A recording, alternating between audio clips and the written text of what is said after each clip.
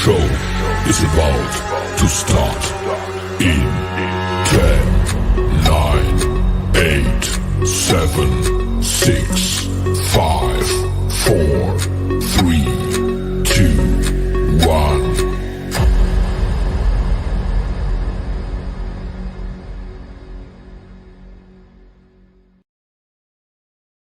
The following program is rated TV MAL. It contains strong language and is intended only for mature audiences.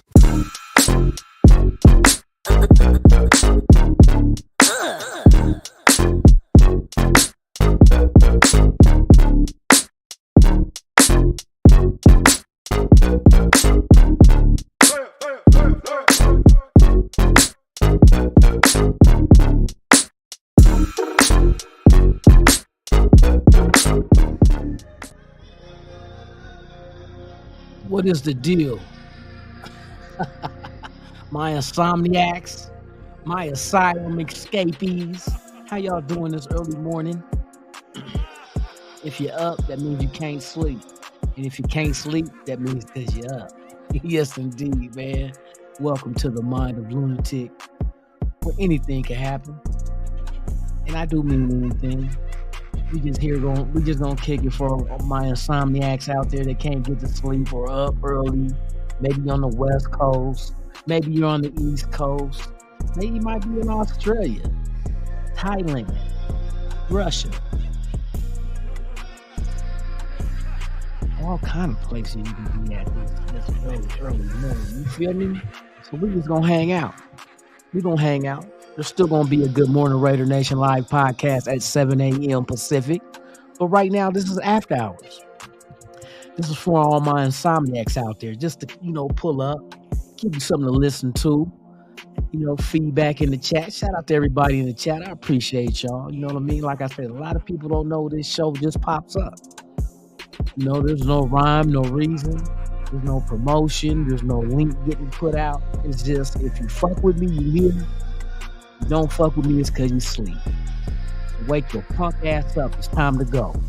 Shout out to Ice Cube, America's Most Wanted. Yes, indeed, man. How y'all doing this early AM? We just gonna hang out. Matter of fact, I'm gonna try to get faded while I'm with y'all. But you already know what it is. It's NWA all day. Don't stop and it won't stop. You feel me? Shout out to my boy, Mike motherfucking Mike Guerrero in the building, man. That's what I'm talking about. Navy Vet 45, my dude. Salute to you, my dude, man. Thank you for being here. Yes, sir. Egalitarian 207.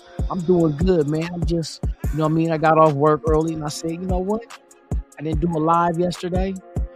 Fuck it. Let's do a pop-up. Let's do the mind of Lunatic. Let's do a pop-up and give them, give them what they missed out on yesterday. And then we go ahead and do the regular show at 7 this morning.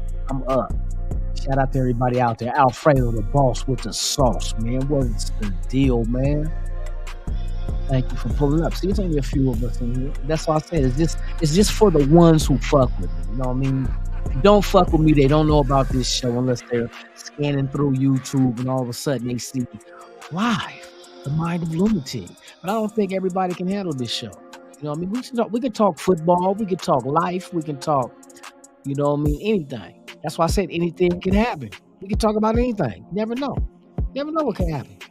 I might be live and all of a sudden somebody, baby mama might just come up from behind and be like, hey, babe, I'm here. I'm like, oh, you don't want to be on camera because your baby daddy gonna see. She's like, that's all right. Fuck that nigga. I said, hey, well, fuck him. You know what I mean? Shit. Hey, go do some throat exercises and some Kegels.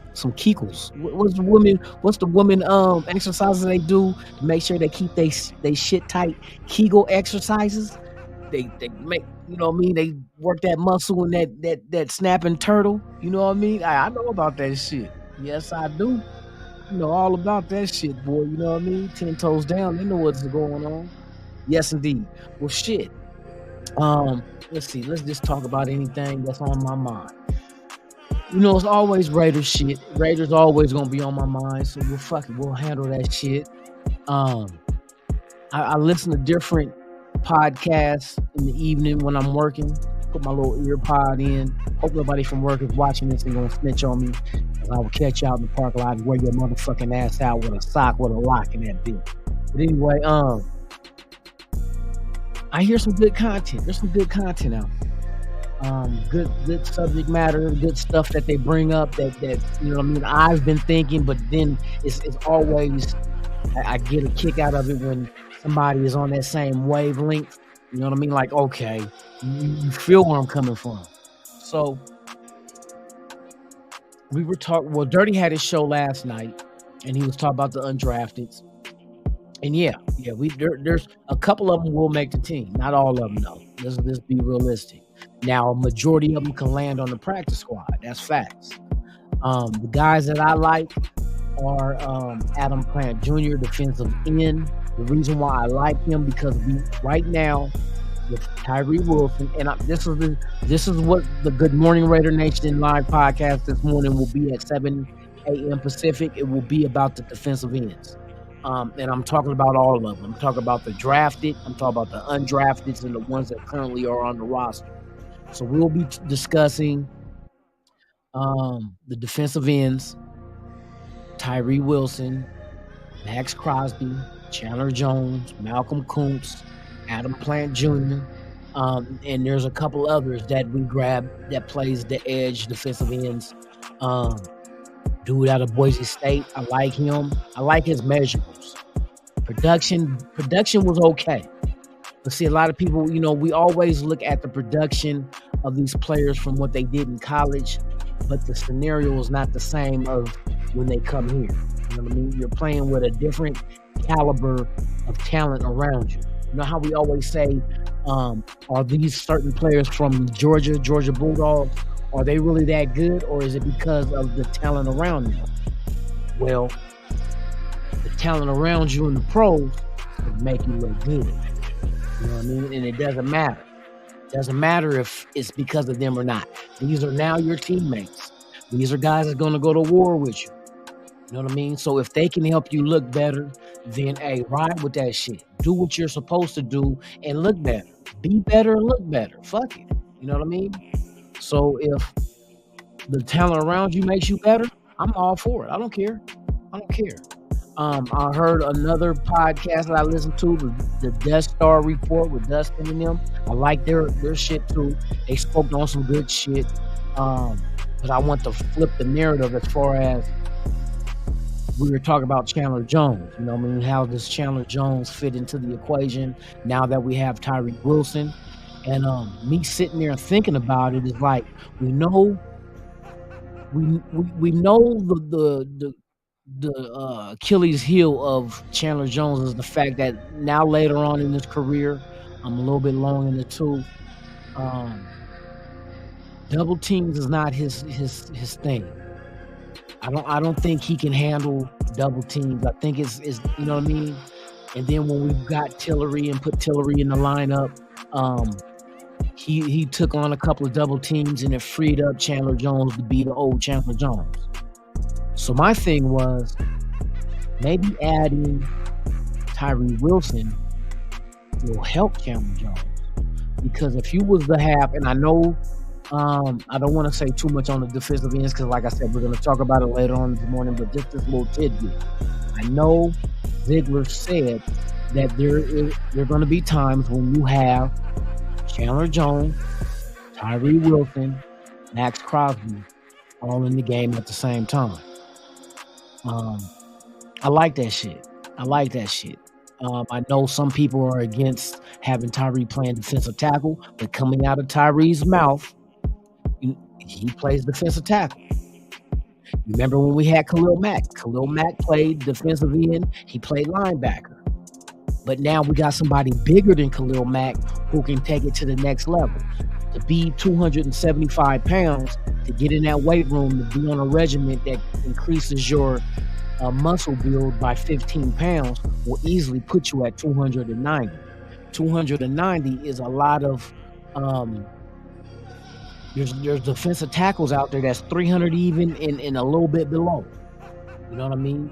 Byron, I keep forgetting Byron's name that we drafted out of Alabama.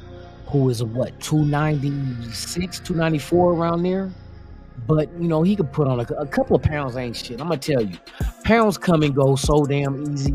And then if you get on the right regimen and the people at the facility get you right and getting on the weight pile and, doing your thing, for Tyree to go from 275 to 290 is nothing. 15 pounds is nothing.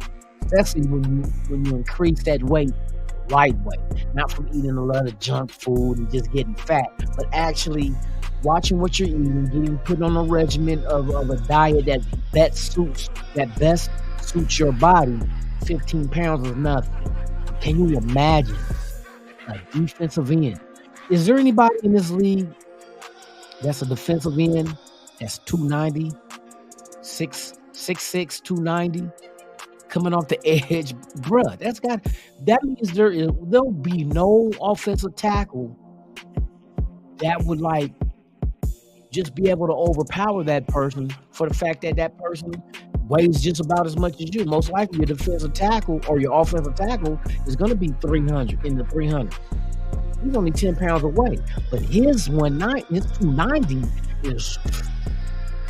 Nigga, I'm picking your baby mama up and slamming her with dick. No, let me quit. I said anything can happen. Don't y'all be surprised. But 6'6", 290, nigga, he's slamming dick in that bitch. You know what I mean? So I'm like, offensive tackle's in trouble.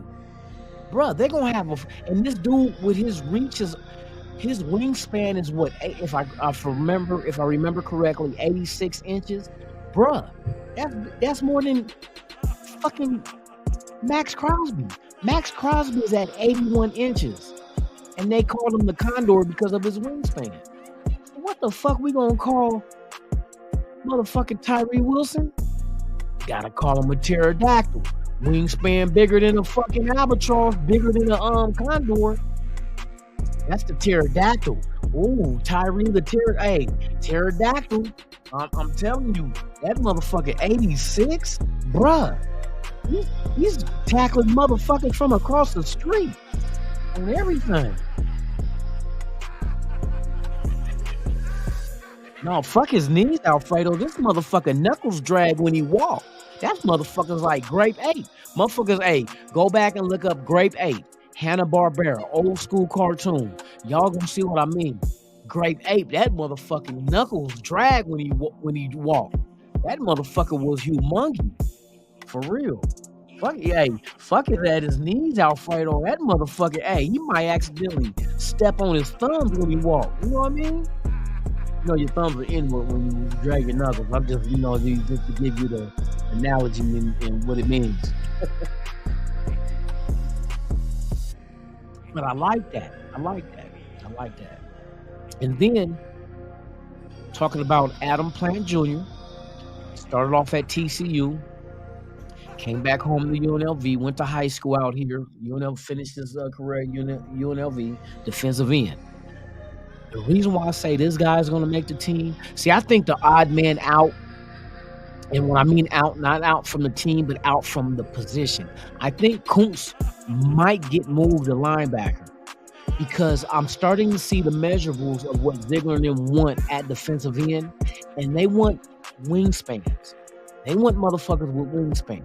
And just to give you another tidbit of what we're going to be talking about at 7 o'clock, Adam Plant Jr., 6'5", 260 pounds, with an 80 3/4 wingspan. That's 1/4 away from being equal to Max Crosby. They like wingspans, and I understand why defensive ends in the front office like wingspans, because they're able to make plays even when they're engaged with an offensive tackle. You know what I mean? I could be engaged with you, but if that runner's coming behind that motherfucking offensive tackle, I can still reach out and snatch that motherfucker. Because I see Tyree in some film, Tyree's done it. And I seen some film on Adam Plant. Don't worry, there will be film this morning at 7. And I'm going through all the defensive ends because right now as it stands, undrafted as well as drafted, we are currently at 6 defensive ends. Now, I don't know what number they're going to keep on DEs, but I'm assuming it'll be more than 4. Because if you go in and you figure you got, you know what I mean? If Ziegler and them is correct by what they're saying as far as they just want waves of the defensive line just keep coming and come, you know what I mean? With fresh legs coming behind you, you got to have numbers to do that. You got to have numbers to do that. To suit up 4 defensive ends, that might be an opportunity. That might be an exact idea of what they plan on. But who are the 4? You know what I mean? I don't think Kuntz is. I don't know, because Kuntz did went and added some weight, so that helped his case for defensive end for what they want. Because he was only 250, I think it was. 6'3", 250 is Kuntz, Malcolm Kuntz, measurable. And right now, when I look at the defensive ends on this team, as well as the Tyree Wilson addition through draft, and then Adam Plant, and there's 2 other guys, the dude from Boise State, Tarlis, that's another wingspan, measurable defensive end that makes perfect sense. You know what I mean? I see what they're trying to do, just like with the secondary. You know what I mean? The secondary, when I started seeing the guys they brought in for their top 30, and then look at the guys they drafted, you're looking at guys that's around 6 feet tall and 200 pounds. That's exactly what I said around. Not exact, but that's exactly what they went out there and got. Safety and corner. 6 foot, 200 pounds. So I seen that coming. Now I'm looking at defensive end. I'm like, okay, they like the 6'5", 6'6" mold, but with a wingspan where they can make, you know what I mean? They can still make plays that somebody with a wingspan lesser than that couldn't make. You know what I mean? So it's a lot of shit that these guys in the front office is putting together to make a very, and as Ziegler called it, a very disruptive defense. Because not only can these guys make plays being engaged with offensive tackles because of the wingspan, but that wingspan also allows you to knock down passes. That's another key. Be disruptive. Disrupt the offense. Don't allow the offense to click. Knock down passes. Get the runner for tackle for loss. You know what I mean? Make the quarterback uncomfortable. Make passes that he doesn't want to pass. He wants to make, or deliver the throw at the wrong time when he, you know what I mean, sooner than he wants to get rid of because of the pressure. That causes turnovers. You know what I mean? He'll throw the ball before the receiver is at the point where the ball is supposed to meet him. But the defender has his eyes set on the quarterback and sees that, breaks on the ball, interception. Possible pick 6. That's the kind of shit we need. Turnovers. You know what I mean? Right now, and a lot of people, like I see people talk about, well, why did we draft a quarterback and wide receiver? And I'm like, you got to look at it. I told you before the draft that it's going to probably be about 75% defense, 25% offense. You're going to get about 3 offensive players. Plain and simple. 3 offensive players. Well, what could that 3 offensive players be? Shit, the tight end Mayer, O'Connell, who ain't gonna play this year. O'Connell is just gonna be. They're gonna develop him and see what comes from him. You know what I mean? Doesn't mean he's in the future of the Raiders. You know what I mean? Doesn't mean anything. It just means if you develop him, then maybe down the line somebody's willing to give you a couple of first-round picks for this guy because you developed him to look good. Because look at the quarterbacks from New England. What Matt Castle was giving up to Kansas City for some first-round picks, and then it was Garoppolo after that. So they do a damn good job at developing quarterbacks. Garbers, he's going to be developed. There's no rush. See, that's the beauty of having quarterbacks like this. There's no rush. There's no rush. Take your time. Let us teach you this shit. Let us develop your mechanics, and if you need help with that and being able to assess defenses and go through your reads and progressions, and then we'll, you know what I mean, in the preseason, motherfuckers will see you and be like, oh, the Raiders got to one over there, and they already got backups and shit. But then again, maybe he progresses, O'Connell that is, into a quarterback that could be serviceable, whether it's a backup or maybe potentially be a starter. We don't know. But it's the project of McDaniels who has a damn good job doing with quarterbacks that a lot of other teams wish they could. Make them not just make them valuable, but make them wanted by other teams. You know what I mean? Like, oh, we gotta have him. That's the, you know what I mean? Come on, people trade for backups all the time. How do you think we got Stidham? Stidham we traded for him. But you bring in, here I go drawing blanks again, y'all. What's the name? The backup quarterback that was with New England. But see, one thing with him, his name is on the tip of my tongue too. It'll come to me. Somebody in the chat will say it. But anyway, as a backup in this system, he knows what the fuck he's doing. Because I've never known a quarterback to go to a team 3 different times in a long career. You know what I mean? I don't like not remembering motherfuckers, man. And I started cracking these gears open. And like it's my Friday, I'm enjoying it. I can't wait till I go get my son Friday. We're gonna go to the movie Saturday. Friday is First Friday, and it's Cinco de Mayo. And we got the Canelo fight Saturday in UFC. Then next weekend, I'm taking my son to the boxing match out here at the Cosmopolitan on Showtime PBC. Man, hey, I got a lot of shit in motion, man, with my boy. Cause I didn't have him with me last weekend. That's just, that's right, Alfredo.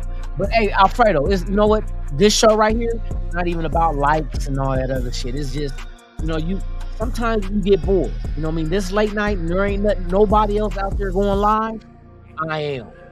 After hours. You see it after hours. You know what I mean? Give y'all something to listen to, and I'm gonna speak some real shit. And I'm gonna get drunk while I do it.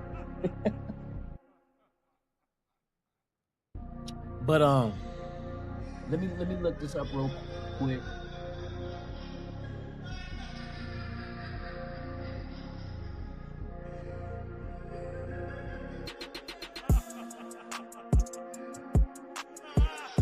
Brian Hoyer is so, what can I say? We know he's a journeyman. We know he's not a starter. For most of his career, he's been a backup. So you can't even really go look at his stats. Stats don't even matter with him. You know what I mean? Because he's going to hold a clipboard. But his knowledge of this McDaniel system is so imperative to have when you have 2 young quarterbacks on your roster. You got Garvers, who's been in it year 1.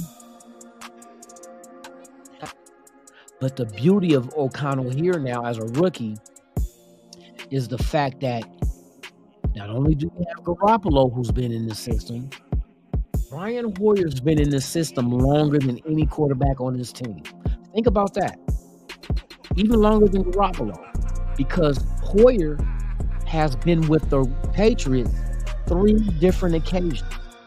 3 different occasions. Let me tell you exactly. That's crazy. I've never known for a quarterback to go back to one team 3 times in his long tenure. You know, and what he's been in. Something like that. I'm about to tell you exactly how much time with New England he spent. So therefore, 3 different times he's come back. So not just him on his own coming back, New England brought him back. There's a reason why they brought him back. And as a backup though, never as intended to be a starter. That's a lot of knowledge that Hoyer has within this system. You know what I mean? That's what we got to look at. Fuck what his numbers were. Fuck if it didn't pan out. Fuck if he was a backup. But the thing that matters the most is the fact that his time of service with the Patriots in the same system. You got quarterback Garbers. You got young quarterbacks like O'Connell. Now you got Hoyer and Garoppolo that you can go talk to. Just look at the quarterback room, period. Garoppolo, Hoyer, Garbers, O'Connell. O'Connell's the new dude. But everybody else in that, and we're talking all offense, right? This is the brilliancy of what the Raiders is doing. And I understand what they're doing because they have to do it this way. But that quarterback room has three guys that has been in McDaniel's offense for at least 1 year. And the reason why it's 1 year is because Garber's only been in it 1 year. But the other two, longer than 1 year. All those two motherfuckers are doing now, and I say motherfuckers, I'm talking about Hoyer and Garoppolo. All they're taking right now with the Raiders is a refresher course to refresh their memory of exactly what it is that they used to run. New verbiage, probably the offense is not the same that they played in once before. You know what I mean? With McDaniels going off to the Raiders and getting another chance of being a head coach, he's probably tweaked the offense to try to make it better. You never tweak it to dumb it down unless the players that you've got has to have it dumbed down for them to get it. But I don't think that's what they went at. They went out and got smart guys. Or O'Connell has been stated to be one of the smart guys at quarterback. You know what I mean? I think he even did better in the same conference with CJ, fucking the quarterback that got drafted second, CJ Stroud. I think he had more passing yards than CJ. You know what? Let's look at that. Let's look at that together, shall we? Yes, let's do that. Thank you guys for pulling up. Thank y'all for being here, man. Like I said, this is just a pop-up show. It's not a regular event. It's very rare this happens, but when it happens, it happens. And we talk some real shit. So let's talk Hoyer and Garoppolo.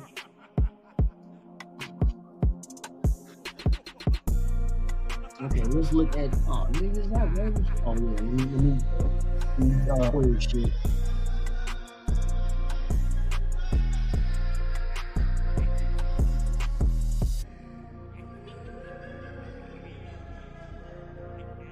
So we're looking at Hoyer. Stidham is gone, so we need Hoyer. Alright, so let's go to Wikipedia, and I'm gonna tell you the three stints that's why I said Hoyer is more of an asset than Garoppolo is, believe it or not.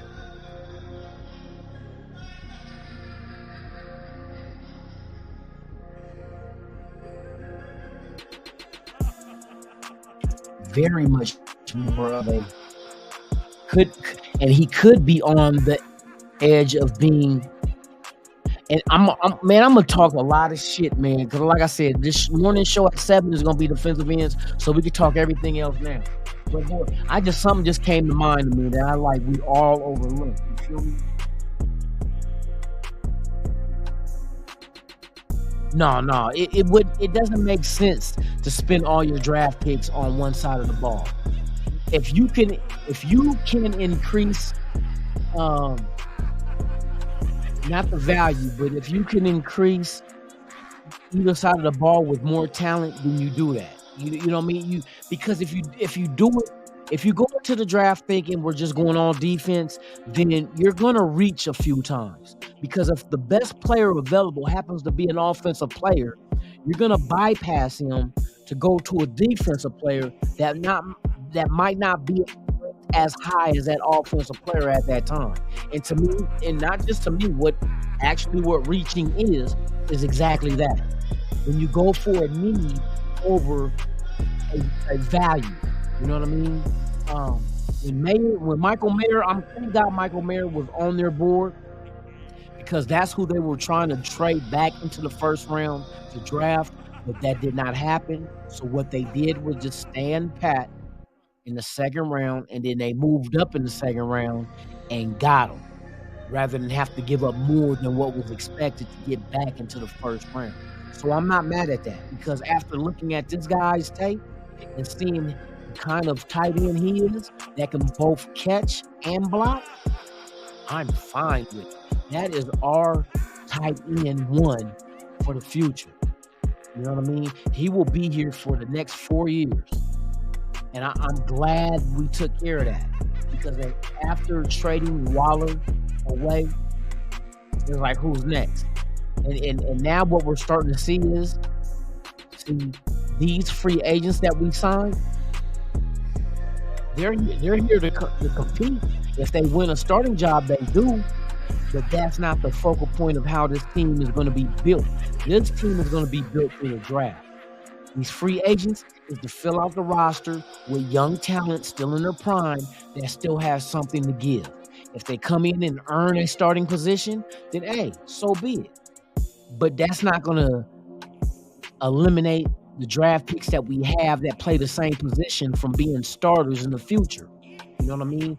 Our team is going to be built around draft picks. And that's exactly what they're doing. Free agency, plug holes, give guys opportunities. If they outright win position, starting position, so be it. It's a win-win. You know what I mean? And while that free agent is sitting in the starting spot, he can groom that young rookie as we go. So when it's time for that free agent to move on, because they're not going to give no free agent no big-ass deal. Raiders is not about that. No, we're not going to overpay nobody. We're not going to give them a deal that just does not make any sense. They're going to give them a reasonable value for what that player gives them. Now, whatever that player does in the future after the contract is up and decides to walk, we're not going to be like, oh, running around with chickens with our heads cut off trying to find out who that player's replacement is going to be. We already drafted. Look at the positions we drafted and look at free agents that we have. You know what I mean? Put 1 to 1 together, you get 16. Oh, wait a minute, my math off. You put 1 to 1 together, you get 12. Oh, wait a minute, let me do it again. When you put 1 to 1 together, you get 2. See what I mean? You get 2. You don't never make the mistake of putting 1 to 1 together and getting more than what you think you have. What you have is what you have. That was the whole, you know what I mean? So it's like when you went and got out here and signed these free agents, they know what the free agents are here for. But you never paint yourself into a corner. You go get free agency. What's up, Raider Kush? What's the deal, man? You know, we doing the pop-up show, Raider Fountain. You know what I mean? So what you do is, as a front office, you put yourself in the position of never painting yourself in a corner. The only corner you paint yourself into is the corner that has the back door. You feel me? There's a way out. Look at all the contracts that they wrote up. There was a way out with Garoppolo. There was a way out with Carr. See, a lot of people say, well, why did you give him an extension if you didn't plan on keeping him? Because they left themselves in a position of not being vulnerable, but being able to be like capitalized on. If he was successful, we could have brought Carr back. If Carr was successful in this offense, his contract was already set up. We didn't have to do nothing. Just keep him on the team. But at the same time, in a smart business plan, you always got to think of the exit route. What if he's not successful? How do we make sure that we don't get hit in the pockets and not be able to get out of this contract to move on and find a guy who can come in and suit what we're trying to do? That's smart business. These women are smart because they didn't allow themselves to get painted into a corner. They allowed themselves to have an out. The same way they did Garoppolo's contract. We can move on for Garoppolo after this year. After this season coming, we can move on and be done with it. If we found the right guy, O'Connell got drafted, and I kind of figured a quarterback was going. I said in the draft that expect 75-25% when it's defense to offense drafting, and expect those offensive players probably be a wide receiver, you know what I mean, a quarterback, tight end, and lo and behold, quarterback, wide receiver, tight end. Plain and simple. I said wide receiver because I didn't know what wide receiver, but I just knew we were thin at wide receiver. Yeah, we got Jacoby Myers, but after that, and Renfro and Adams, then what? What? You're gonna rely on Cole, DJ Turner? No, those are depth guys. Those two guys might not even make the team, to be honest with you. Don't forget, Keelan Cole went to the practice squad. He can end up there again easily. Raider being my dude, man. Top of the morning to you, man. This is late night. Man, you know what? I seen you on the shout out, man. I liked it. I wouldn't like it. I could see at work, when I'm at work, man, if they catch us on the phone or with our ear things, man, they'll try to ride us up, and then the second time we're terminated. So I can only type back, try to be sneaky with it, here and there. But yeah, they be trying to crack down at work, man. That's why I listen more than I can sit there and actually try to type. I try to get in there and, duck down and do the shit and try to make sure I don't get caught up though. But if safety comes through and catches me, they'll notify the supervisor, be like, yeah, we got dude in trailer door number da. He's on his phone. But so far I've been lucky, but I try not to push it, you know what I mean? But yeah, I appreciate you, man. Thank you for that. Thank you for that, for real. I got you, man. Hey, don't think you go without being noticed, man, for real. But so the way Ziegler and them set up contracts is they make sure they don't get painted into a corner. You know what I mean? And I know a lot of people question, a lot of people that don't know, they question, well, why do you give them an extension? And, they try to say McDaniels and them lied to us. They didn't lie. They never lied to us. Come on now. You think an ownership is going to allow the coaches and them to lie to the fan base who pays for the tickets and then lose that fan base? Then you lose ticket sales. It's a business. But what they do is they put themselves in a position to either, it's kind of like, let me give you a good analogy of how this works out. It's kind of like like you got a job, right? And things ain't really working out for your job, but you got something on the side, but you ain't committed to it. You know what I mean? Now, if where you're at right now works out, then you ain't got to go nowhere. But if it don't work out, it's like, I got something on the back burner anyway. You know what I mean? It's nothing. So if they do let me go, oh well, I got something back up. That's how Ziegler and them think. You know what I mean? If this player works out, man, we already got the contract already written out, and his Hancock is on there. Pause. Ain't nobody putting their hand on nobody cock. Raider Patches in the building. Yeah, man, welcome to the Mind of Lunatic, man. This is just a pop-up show. This just happens whenever. Not a regular occurrence, but there still will be a show at 7 o'clock. I'm going to jump off here in about 30 minutes, but yeah, we're just talking some real football shit. But I appreciate each and every one of y'all for pulling up for real, for real. Raider Fontaine, my dude, top. Yes, indeed. So they allow themselves an out in case shit didn't work out. That Navy vet, my guy. So they allowed themselves an out in case things didn't work out. But if things did work out, they already got the framework of a contract already in place, so they don't even have to worry about, we got to worry about trying to give them an extension and not, you know what I mean? Their intention, from what I understand, was Carr was the quarterback. But I think when Carr showed his struggles in this offense, that, you know what I mean? Maybe this wasn't. That's why there was an out. You know what I mean? If Carr didn't struggle in his offense, then they wouldn't have to use that out and just leave the contract the way it is and let Carr still continue to be the quarterback. You know what I mean? So that was smart. That's smart business. But Carr didn't pan out, so they got rid of him before that $40 million became guaranteed.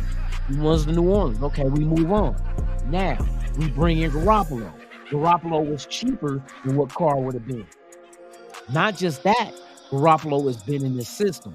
He's familiar with not just McDaniels, but Ziegler. Don't forget Ziegler was part of that New England shit too.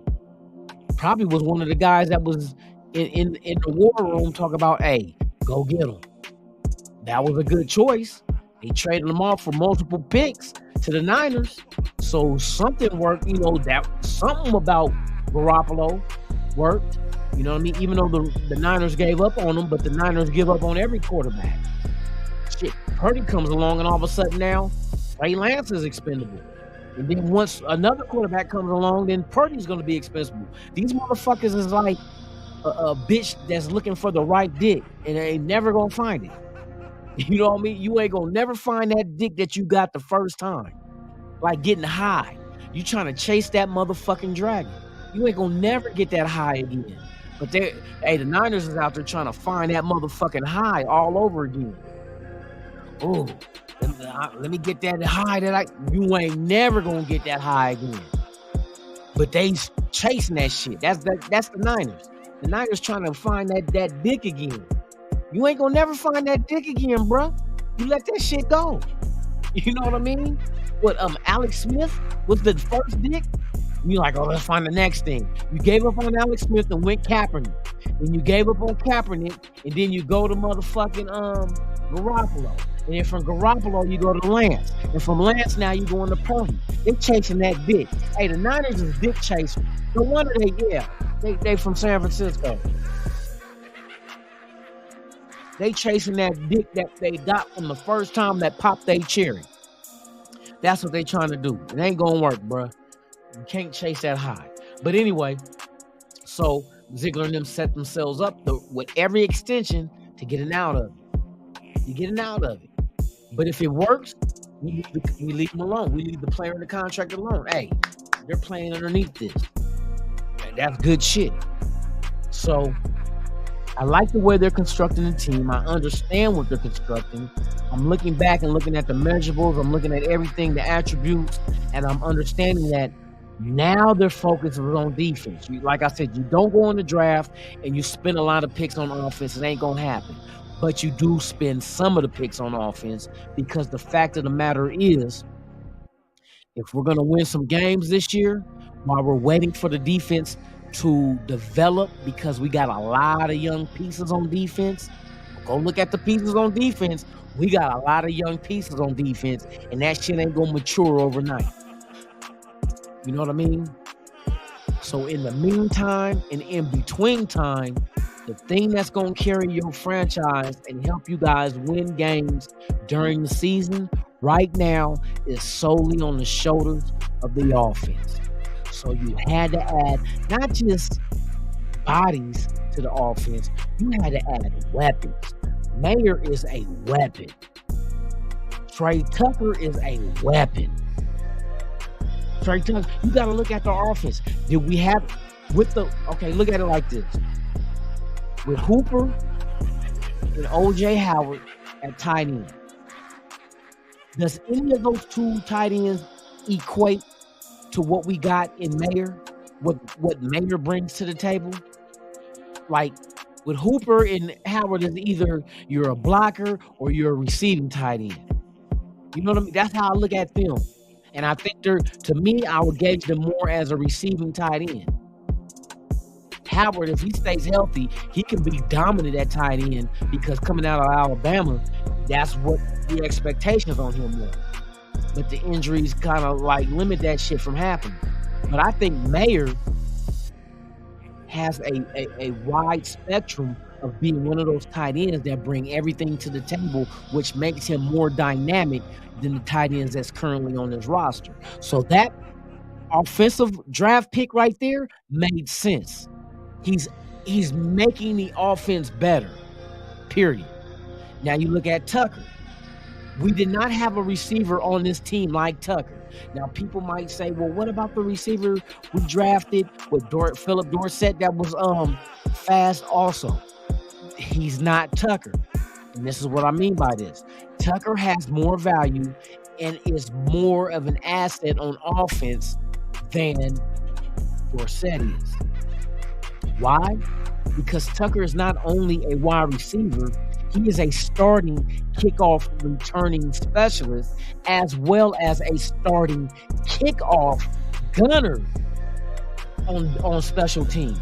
So he's starting on both sides of special teams, whether it's receiving or it's kicking off. But then he comes in to play when it's time to run the reverses, the bubble screens. He has the speed to utilize in the offense for that, which we did not have that. We did not have that. You know what I mean? You might say Dorsett, but Dorsett doesn't run a 4.29 40 either. That is the difference. Now you added something, an element to your offense you did not have in both the tight end and the motherfucking wide receiver. So now you add that to what you already have. Now you're looking at an offense that has the possibility of being dynamic, scoring a lot of points and moving that ball up and down. It's not meant for Garoppolo to get in his offense and throw 60-yard bombs. All he has to do is throw it 10 or 15 and let the receiver take it 60. Whether it's Devontae Adams, Trey Tucker, motherfucking Renfro. And to be honest with you, when I sat and thought about it, Renfro, I don't think is going to be moved. I'm telling you, I don't think he's going to be moved, because what happens is, if you go back and remember, we were talking about, and this is what a lot of people is overlooking. We're saying that Jacoby Myers is in the slot, Renfro in the slot, or no, Jacoby Myers in the second string and or the second receiver, and then Renfro's in the slot. But you got to remember, McDaniels made it fucking clear. If you're a receiver in this offense, you must know every fucking receiving position, because you're gonna play it. You're gonna play it. At one point, you're gonna play it. Even Devontae Adams came out and said that shit, that I gotta learn every fucking wide receiver position, because they moved him in the slot, they moved him to the outside, they move every fucking receiver everywhere. Your offense ain't gonna always look the same. You're gonna stress defenses out. You want to stress them out as much as you can. Make these motherfuckers have more on their plate than what their plate can hold. Oh, we got to worry about where Devontae at. We got to worry about where Renfro, Tucker. We got to worry about Jacoby Myers and Mayer and Hooper and Howard.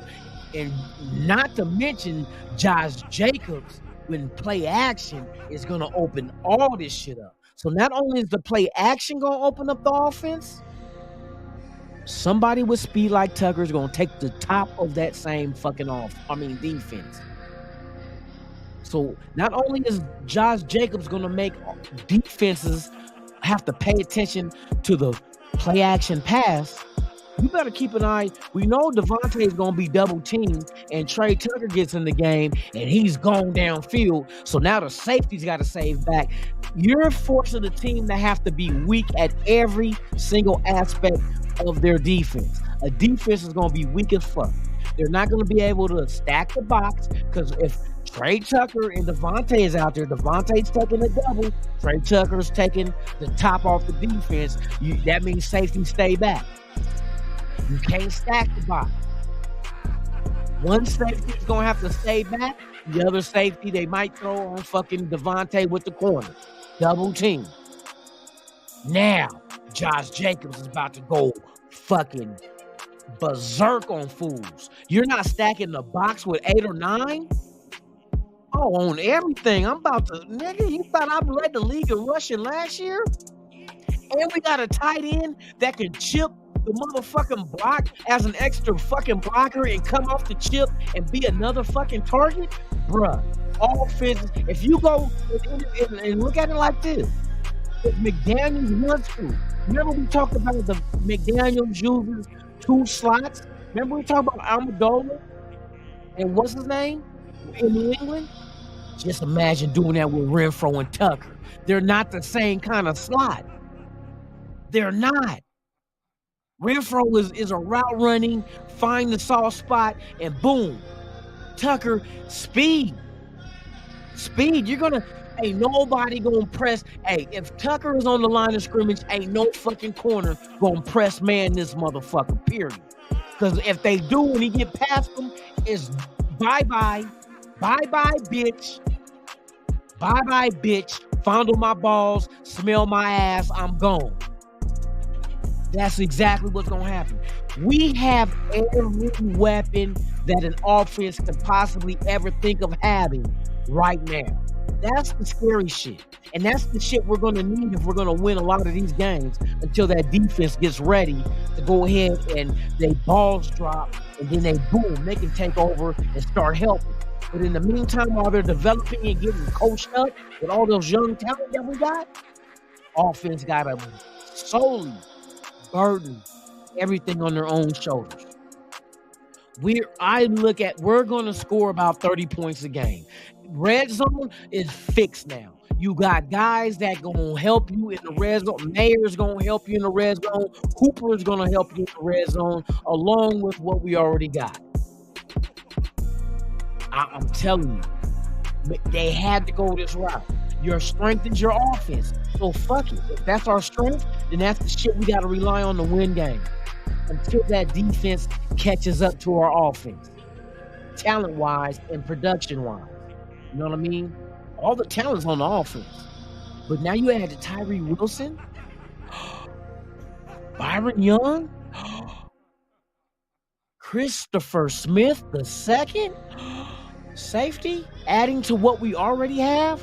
Now we got to let that defensive group mature, get coached up, get caught up to what to the level the offense is on. Once that defense reaches the level of the offense, every team in the NFL, eat a dick. No, we don't give a fuck about your prayers or your pleads. Your dick is in the dirt. Your dick is in the dirt. I'm saying that shit. Your dick is in the dirt. It don't fucking matter who you are. Your dick is in the dirt. With no mercy. No mercy. If we develop a kind of defense that I see that we're trying to get, where the front in the trenches is disruptive, we getting pass rush up the middle, and we getting long arm defensive ends swatting down passes and making life miserable for quarterbacks.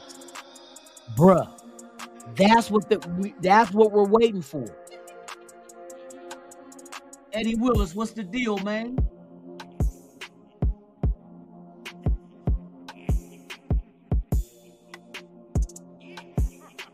Hey, you know the beauty of that question, though, about who's going to wear the green dot? Here's the perfect answer and exactly the answer you want. The person that's going to wear the green dot at linebacker for the Raiders is the motherfucker who earns it.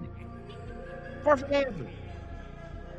That's why training camp is going to be very important for the defense. What the offense is using training camp for once it happens is to get the chemistry and you know what I mean? Be on one accord. You know what I mean? To click, to get out there in this system and hit the ground running. Be everybody on the same page. What the defense is going to use training camp for is to find out who's who and where they belong. Offense, we already know who's who and where they belong. We just need them to click. Defense, this is the first stage. Who's who and where do they belong? Starting, backup, rotation. You're not on the team at all. You know what I mean? That's what the defense is going to have to figure out during camp. So the perfect answer and the right answer is the person who's going to wear the green dot is going to be the person who earned it. The lane? Who knows? Maybe so. The linebacker that we drafted? Who knows? Maybe an undrafted? Maybe. Masterson or Darian Butler? Maybe. But the beauty of this whole thing is go out there, compete, and show us who deserves the green dot. So that way we'll know whoever gets the green dot deserved it. Let's go. Let's go. That's the way to do. That's how you build a team. You don't just outright give somebody, here's the keys. How do you know that motherfucker know how to drive? You don't. Fuck it. Let's put them through driver's remember driver's ed? I don't know if they still have that shit. I know when I was in school in Job Corps, we had driver's ed. Let's put them through driver's ed and see if they're ready to go take their test to get their license. You know what I mean? First you start with your permit, but then you work on to get your license. That's what we're doing with the defense. Let's see if they deserve their motherfucking permit. If they get their permit, then we'll go ahead and open. Hey, go ahead and try to get your license. Let's see. Earn that shit. Because then that way we'll all know, as Raider Nation, as fans of this team, then if you go out there and earn that shit, then we know you deserve it and you're the right man for the job. You know what I mean? That's all we ask for. Give us the right motherfuckers out there on the team on defense and offense to give us a chance to win the game. You know what I mean? Give us that chance. Give us that opportunity. And that's exactly what this is where the situation, this is what they have put us into, this position to be successful by the way that they do. Addition through subtraction. You make your team better by getting rid of those that you find out that's not suited for your fucking team.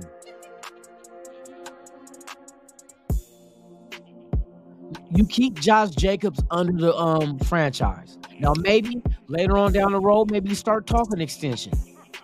It's never too late until it's too late. You know what I mean? But in the meantime, I think that you take care of your affairs now. You know, Josh Jacobs already had the franchise tag is there.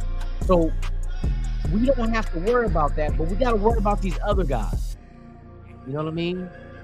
We got to worry about these other guys that we just drafted. We got to get them situated, sign their contracts, boom, get them in the building. Because, you know, eventually, in 2 weeks, it's the rookie mini camp. So that's what we're going to have to rely on. Then, once we see what the money looks like, maybe we have to restructure somebody else or make some moves to get the money for Josh Jacobs. Maybe Josh Jacobs just ain't in the future plan. Maybe he's just in this year's plan. You know what I mean? We don't know. We can sit out here and speculate what McDaniels is, and for us to even say factual what McDaniels is doing or what he ain't doing is fucking stupid. Because none of us know. Nobody knew who the fuck we were picking in the draft. When you thought that would have leaked out? It leaked out what Carolina was doing with the number one overall pick. But nobody knew about any of the draft picks the Raiders made. Nobody. This is showing you exactly the people that do know, them motherfuckers is going with the fucking information to the grave. The ones that don't know is because they ain't been told. Ain't nobody told their ass. That's why they don't know. So we have to wait for shit to happen to know the truth. We consider now what we do as content creators. What we do, we speak on our opinion on what they should do. We're not saying, "Oh yeah, the Raiders about to do this." That's retarded. That's fucking dumb for a motherfucker to think that they got all the answers. You know what I mean? I seen some motherfuckers have their little draft party, you know, elsewhere, and they were all dick on hard for Jalen Carter. Dick was hard for Jalen Carter with no Vaseline. And lo and behold, it wasn't Jalen Carter. It was Tyree Wilson.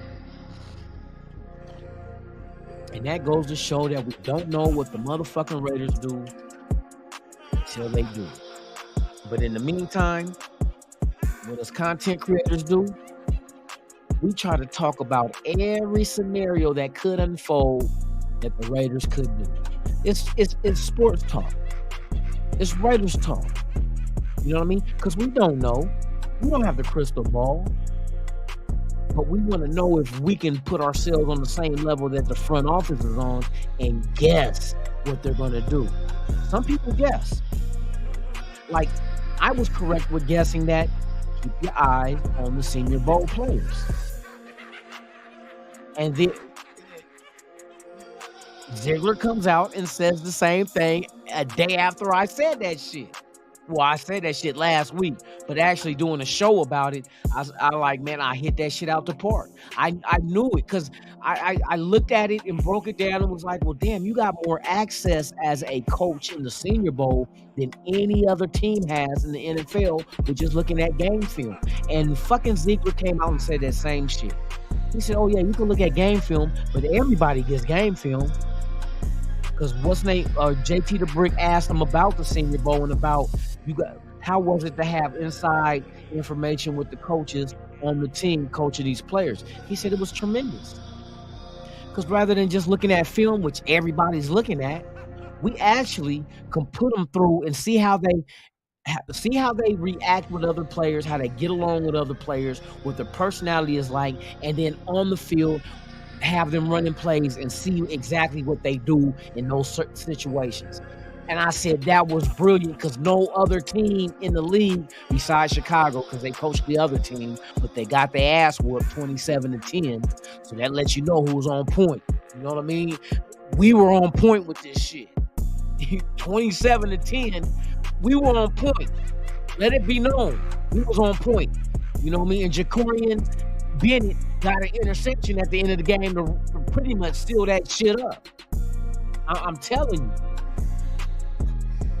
And I broke that shit down. And I was looking at it like, hey, don't be surprised.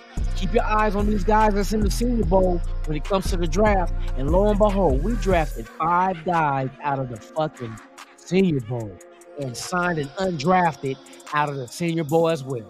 6 players from the Senior Bowl is on our roster. Wow. And it was just, you know what I mean, a hunch, a theory. I didn't get no leaks. Team didn't let us know shit till after the fact. And then when Ziegler came out and said that same shit, that I'm like, I see. Told y'all. Shout out to I Am the Bay. Oh yeah, we early, man. I'm about to jump off here though, but I'll be back at 7. Hands down. I'm up.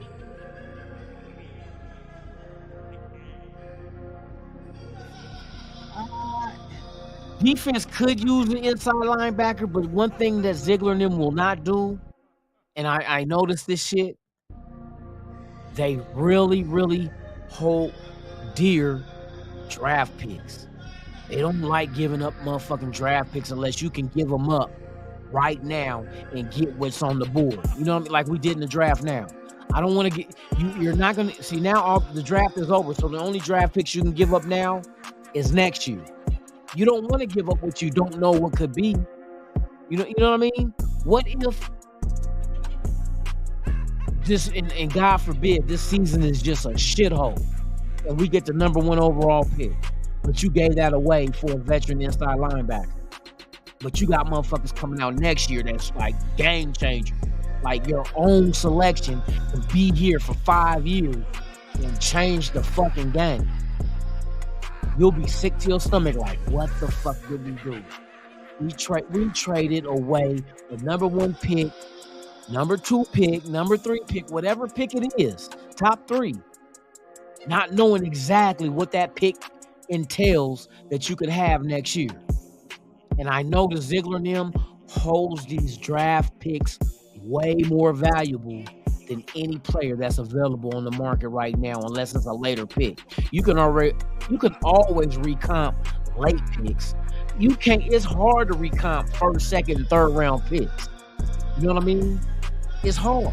How you gonna get that back? Unless you trade somebody that's good, that's helping you win. That's the only way. So I understand they don't like giving up picks unless you're in the draft in the moment and you got shit right in front of you that you can see you can have by packaging up picks. Because like I said, we had 12 picks. We ended up with 9 players. 3 of those fucking picks got traded. But to move up to grab what they really seen on their board to go get. You know what I mean? So an inside linebacker, yeah, I would have loved to have that shit. But at what expense? That's the key. What are you willing to give up for? You know what I mean? They want to draft their own players. Because after this draft, I'm looking at their picks. I'm like, okay. Let me shut the fuck up. Y'all handle your business. Do this shit again. Do this shit again next year. Get into the draft. Work the board like you just did this shit. And we're going to do some more draft picks next year. Believe that shit, because I'm going to tell you. All it takes is for this season to be a good-ass season, right? And look, if these draft picks pan out and we have a good season. This is why I said these motherfuckers is playing chess. Check this out.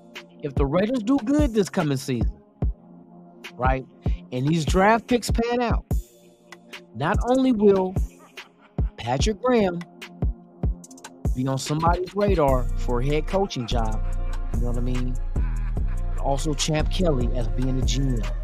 And the new rules in the league states if anybody moves up, coach, or even in the office, you get third-round draft picks.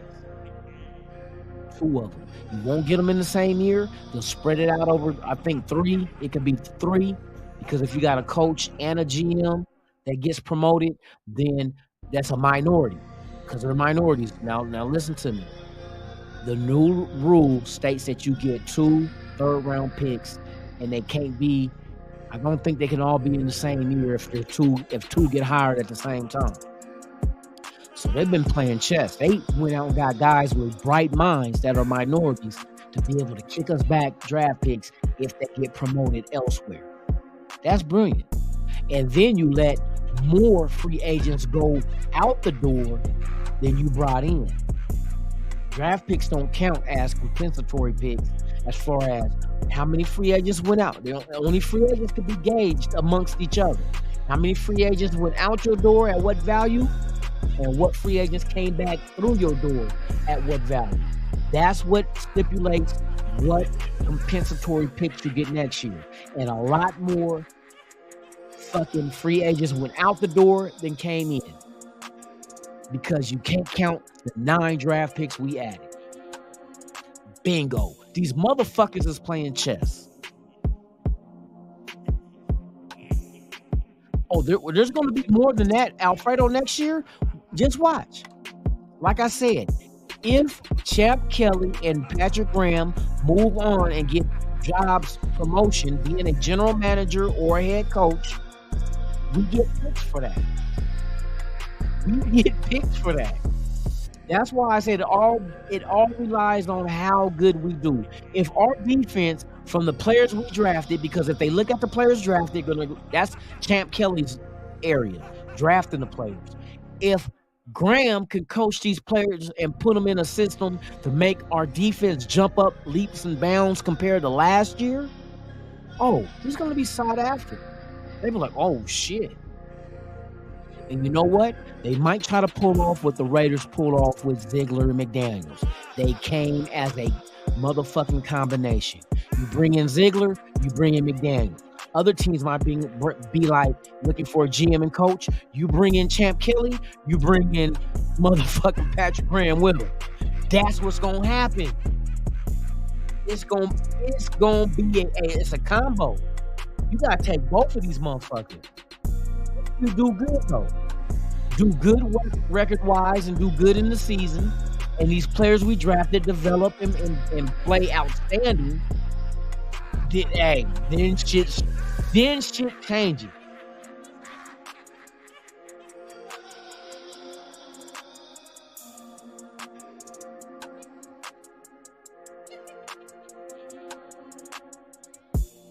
Well, let me see what Eddie Willis said.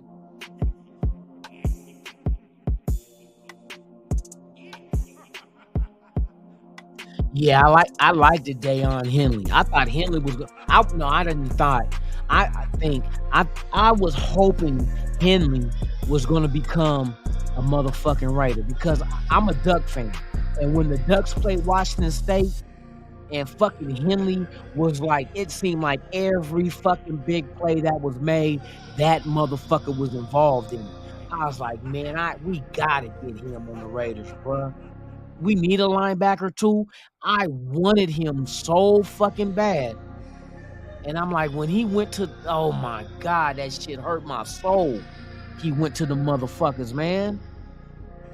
But yeah, Henley was definitely on my motherfucking wish list. And it just didn't pan out. Shout out to the 14 people watching.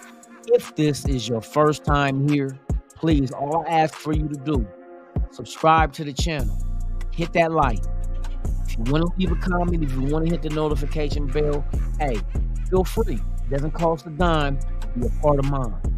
My platform is y'all platform. It's the Raiders allegiance. You feel me? But yeah, man. It hurted my soul to see him go to a rival. You know what I mean? But I mean, it is what it is.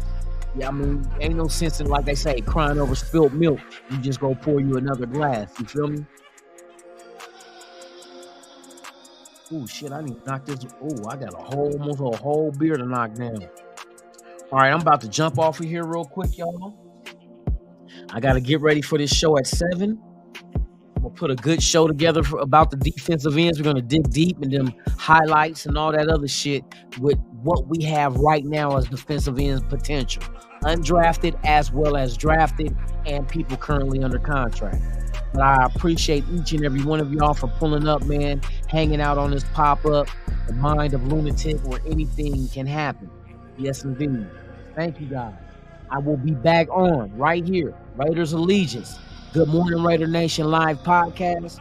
We're going to talk about the defensive ends, 7 a.m. Pacific, 10 a.m. Eastern.